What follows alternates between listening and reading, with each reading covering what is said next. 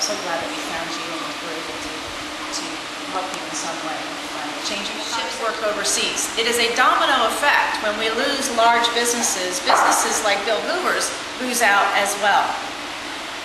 So we know that this program cannot cover all of the costs of expanding these businesses, but it does tell people like Bill and others like him that we are behind him and his workers.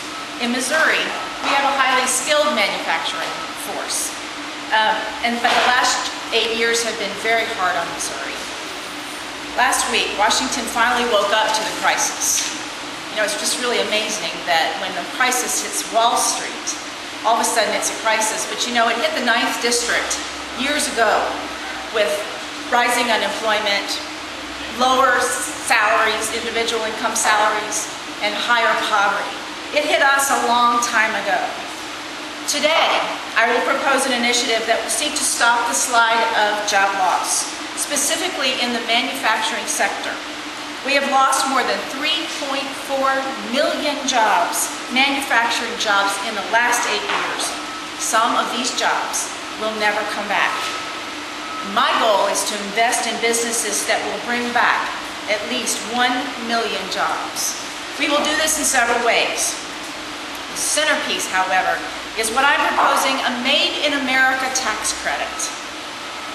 This tax credit will offer businesses, both large and small, a $1,500 tax credit for every manufacturing job that they create that stays in America and creates a job that has a living wage.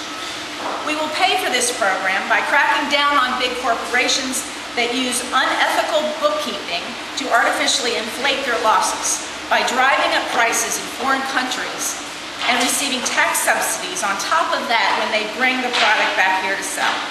This scheme is called transfer pricing, and it is estimated by the IRS to cost our taxpayers $10 to $55 billion a year. The conservative estimate is $10 billion. We will also end the write-off of Washington, that Washington is rewarding companies that move overseas. The tax code literally pays for moving costs of companies that shut down plants and move them overseas. This is incredible that we let this go on. They'll shut down their plants, they'll move their jobs and their production facilities to Mexico or China, and we talked about that earlier. They move them to Mexico or China, and we pay for their moving costs, essentially. This must end.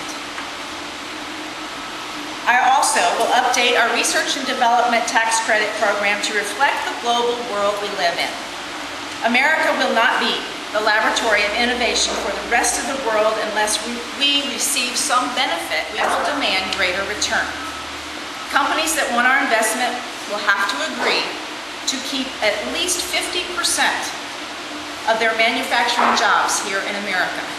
Right now, we give tax credits for research and development, and then the jobs actually leave the country when it comes time to manufacture the product. We would require, in order to have the tax credit, that you commit to keeping 50% of the manufacture of the product here at home.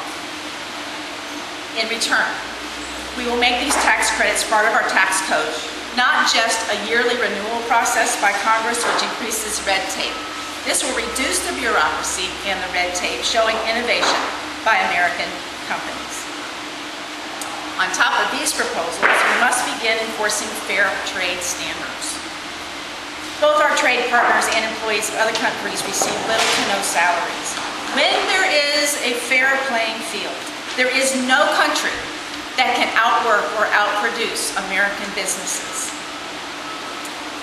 But we must have fair trade policies. We must renegotiate to ensure that our huge trade deficit is reduced. So this proposal has been created in a fiscally responsible manner.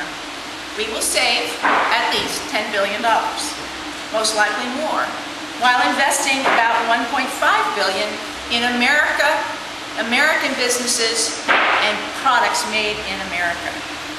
Whether they are making hybrid cars or custom creating like here at B&K, we need fundamental change to the very economy that has been the cornerstone of the Bush administration. We need fundamental change and the way we think about our economy. This is only a first step, one of many, but it is the beginning of rewarding companies that do the right thing and holding companies accountable that take our tax dollars and do not invest in the American worker.